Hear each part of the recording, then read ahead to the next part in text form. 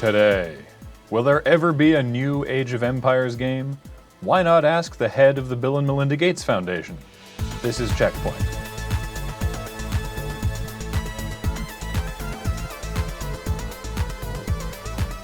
Welcome to CheckPoint, where today is March 14th, aka Pi Day. In honor of this mathematically auspicious occasion, I will now recite all the digits of pi.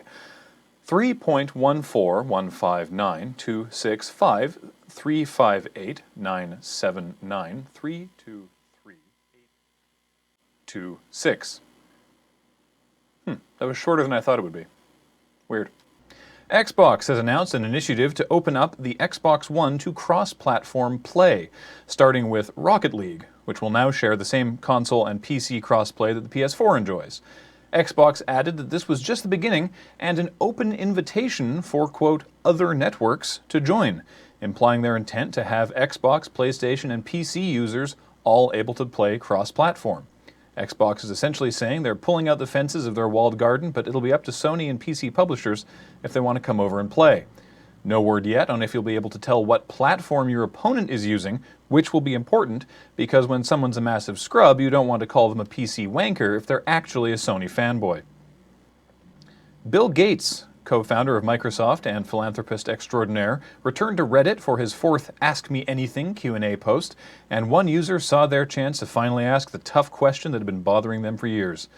Quote, Mr. Gates, can we please have another Age of Empires? To which Mr. Gates graciously replied, I will look into this. How many empires do you need? Politely opting not to mention that he was never involved with Age of Empires to begin with, that he doesn't even work at Microsoft anymore, and that he assuredly doesn't give a shit. Melinda, wait, before you publish that annual letter, I need to take a sabbatical from the Foundation. Yes, Age of Empires. We all know that the odds of having a hit App Store game are pretty slim, but how slim are they? Are we talking get hit by a car odds, or get hit by a meteor odds? Well, according to PG.biz, more than 500 games are submitted every day, and an astounding 551,591 games have been submitted to the iOS App Store since it opened in 2008. Considering any given person can probably name maybe 5 hit App Store games, Crossy Road, Angry Birds, Clash of Clans, the Kate Upton one, the rope game, where you cut, whatever, you know the one. It appears your odds are about 1 in 110,000, which is the same odds of being struck by lightning. So, next time there's a thunderstorm, get out there with your laptop and your tinfoil pants, because that's how odds work, right? Oh, the odds of being hit by a car? A mere 1 in 700. Ubisoft's Tom Clancy's The Division may have sold better in its opening day than any other title in Ubisoft history, but it has not been without its issues. Most notably, this game that they are positioning as MMO-esque has the innovation of collision detection with other online players, which is a terrible idea, especially when combined with the mechanic that only one player can use an object at a time. This led to a surprisingly orderly queue on launch day, while brand new players patiently waited to use the laptop they were required to use before actually starting the game. However, it also allows for some pretty stellar griefing of not even letting the level 1 players get into the room. It's easy to say, lol, buggy Ubisoft game, because there are also a lot of bugs, but this was a choice, and not a smart one. Shame on you, Tom Clancy. Isn't your disembodied spirit supposed to be watching over Ubisoft's design decisions?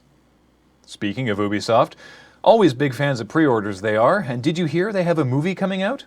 Ubisoft Motion Pictures has teamed up with Kernel, a company that offers curated bundle experiences, to sell basically pre-order bonuses for the Assassin's Creed movie. If you're going to buy a $10 movie ticket anyway, why not spend $15 to get some temporary tattoos and what is assuredly the shittiest watch ever made? For $25, get a movie ticket and a t-shirt. For $120, get a movie ticket and a hooded jacket like the one Michael Fassbender wears in the movie. Or for a mere $1,200, your movie ticket will come with an 18-inch replica Spanish crossbow. All of this before even seeing the movie. At least with the $15 bundle, if the movie sucks, you can just wash the tattoos off more quickly. With the crossbow, you'll have to keep pretending it's from a better movie or stick it in the hall closet behind the golf clubs you never use.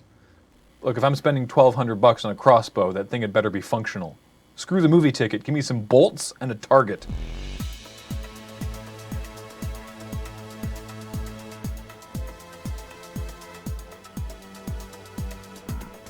Coming up, Swedish city planners used cities' skylines to help them plan a new public transportation system. It sounds crazy at first, but when I played the game, it did do a surprisingly accurate job of simulating people whinging about having to walk more than a block to take a train, so not bad. The problem is, I don't know, maybe you can turn the camera a little bit so people can see what I... So the problem is... Oh, yeah. The only thing is people saw my arm. Because what I'm doing during the episode is sitting like this. Because if I don't sit like this, you can see this shoulder come into shot.